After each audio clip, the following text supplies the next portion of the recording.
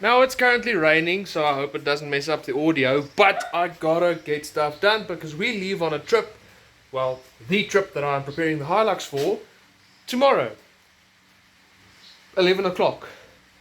It is almost 2 o'clock. I have less than 24 hours to prepare this. Not that it's a lot of work, it's just I need to stop procrastinating. So that box used to be fastened with this 6mm hardware, but I'm switching it out for longer 8mm hardware just for some extra strength and so that I've got some more freedom to play around with other ideas. So I gotta start this task by re-drilling all of the original holes that I used to mount that thing. Now in I think 2 or 3 of the spots that I will be drilling, I'll be drilling through 3 layers of steel. So I need to make sure that I have a drill bit that is long enough. That I'm just saying that in the video because I forgot to do that the first time around, leading me to have to go out and buy a longer drill bit. Now when drilling through multiple levels of material or just a thick piece of material, the most difficult thing about it is keeping your drill, what's the word? Plumb. For the Afrikaans oaks, loodreg, keeping it perfectly perpendicular to the surface that you are drilling through, especially when drilling holes for studs like I am. And quite frankly, I struggle with it. And in the end, it's just really something you have to train yourself to get good at. I don't know how to explain it. I don't know any tricks to it. Just focus on it and get good at it because it's very important and makes a big difference.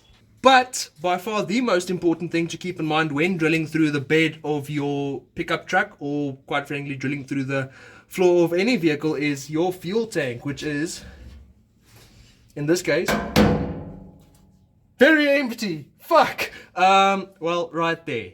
No, it's not empty. It's about a third of the way full according to the gauge. And I know the gauge is pretty accurate, so guess it just sounds empty.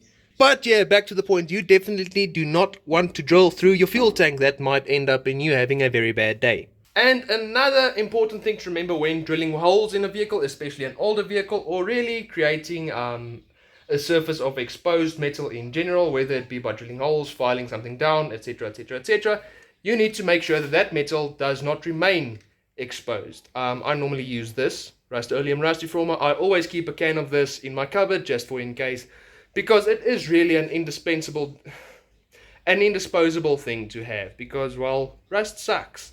Just have to get all the metal shavings out of the way before I lay down the paint, because those shavings rust and corrode at an inexplicable pace. Then, especially with Rust-Oleum, you gotta shake the shit out of it.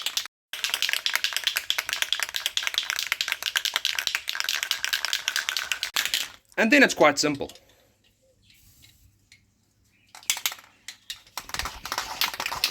It's a fucking full can, what? It's stopped working.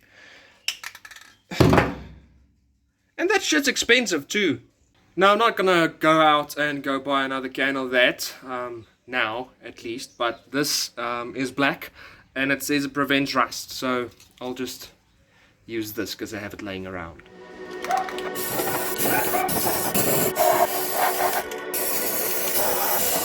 Now my plan is simple. Obviously, so that they work as studs, install the bolts upside down. And this is in chronological order, by the way. Then, body washer. Then, gasket washer. Then, body washer. Then, nylock bolt. Now, that will lead to at least an 8mm gap between the bottom of my chest and my load bin, leading to the chest eventually ripping itself apart because the bottom will just be hanging there completely unsupported.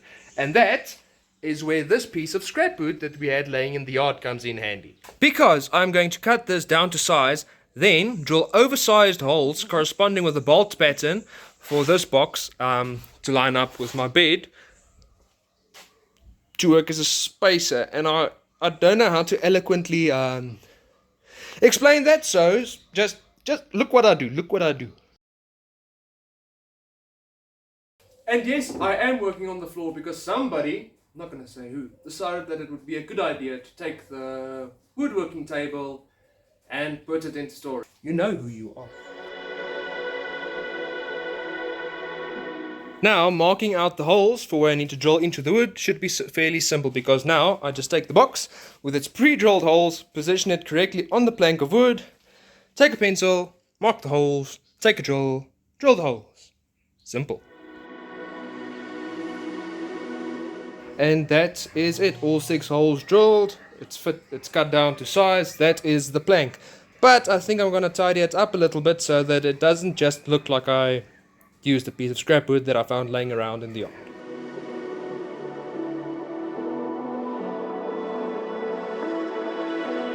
And while I waited for that thing to dry, I quickly put in the bolts with some help.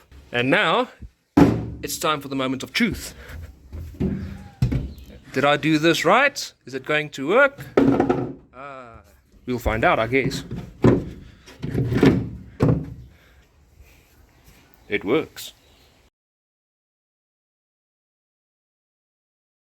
Tomorrow. Now, my hyperlapse was rudely interrupted, and then I was kept busy for the remainder of yesterday.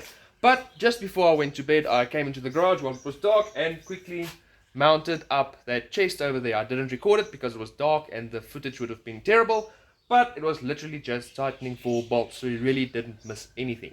Now I just need to put all of this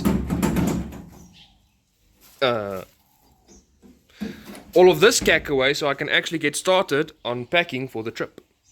But as I was packing everything away, I found some goodies. So before I can start packing, I gotta do the last little bit of prep for this trip. Oh, it's already open. Okay, cool.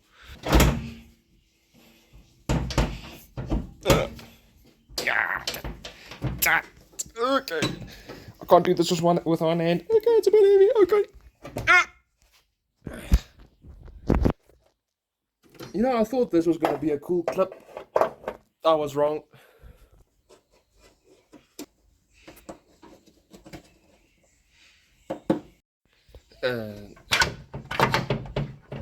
I see. What's it doing now? On a looking.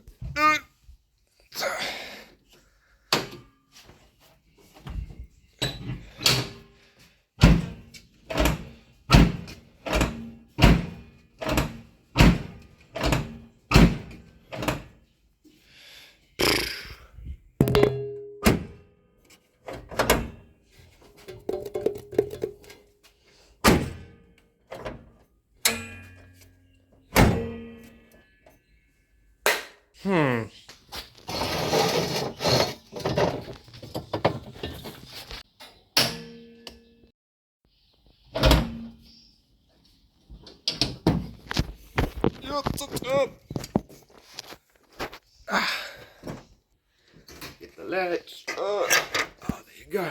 Apparently, lubing that release mechanism up a little bit works wonders, so I think I'll just try that quickly.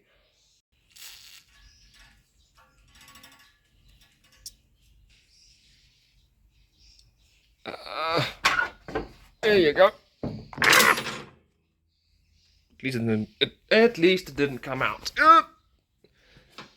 Clip it in. There you go. Put it down and it worked. And with all of that now done, I can finally get to packing. And the first 2 things that I will be packing are these. A Phillips head screwdriver so that I can gain access to my ECU whenever I need to.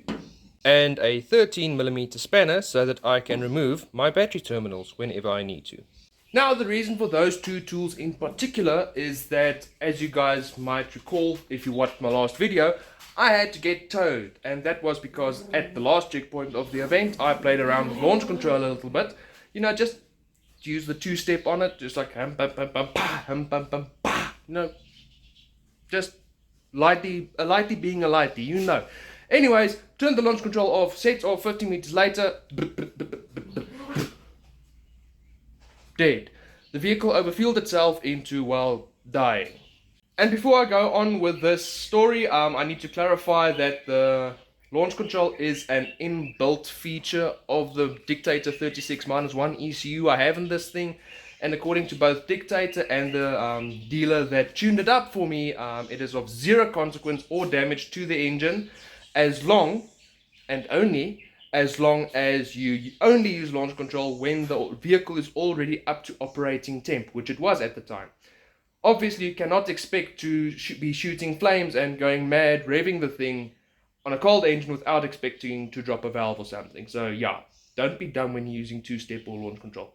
But anyways, back to the story. I then had to get towed back to somewhere we could park so that I could investigate the cause of this. In the end, I just had to remove the battery terminal, leave it for a minute, just do a hard reset on the ECU, and then I was back up and running again and nothing was the matter. I think when I used the launch control, the ECU just got sort of confused and then fucked out. I do not know, but after hard resetting it, everything was fine and honky-dory. But in order to remove the battery terminal and effectively reset the ECU, I had to delve into my little toolbox and my wallet. And then use my 14mm spanner and a 10-cent to remove the battery terminal. And the reason for the Phillips head screwdriver is, well, I needed to gain access to the ECU because I needed to remove the access panel. So yeah,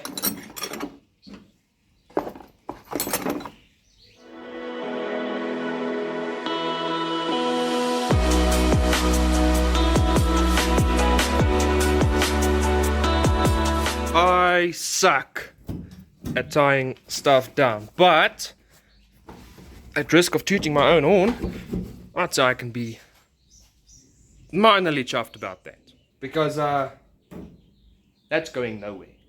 And I mean, I am a photographer, so just in case I get the chance, I gotta take my camera along.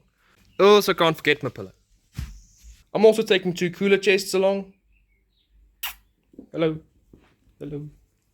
Anyways, I'm also taking 2 cooler chests along. This one's for my personal refreshments, and this one's for meat and food and shit. But I'm going to pack those just before I leave so that the refreshments, meat and food can remain in the refrigerator / freezer for as long as possible. But yeah, with all of that with all of that done, I'm going to end the video right here because I still need time to dump all of this footage onto my laptop, which I cannot take along with me since we are going camping, and yeah, the laptop, I don't want to risk damaging it. But anyways, as always, I'm still new to this YouTube thing, so put down in the comments whatever you guys would like to see in the videos, how I can improve the videos, what you guys enjoyed in the video, what you guys did not enjoy the video. Any feedback and any opinions would be very much, my hair is terrible, would be very much appreciated. And I gotta say it, like, comment, share, subscribe if you would like, and I'll check you guys in the next video.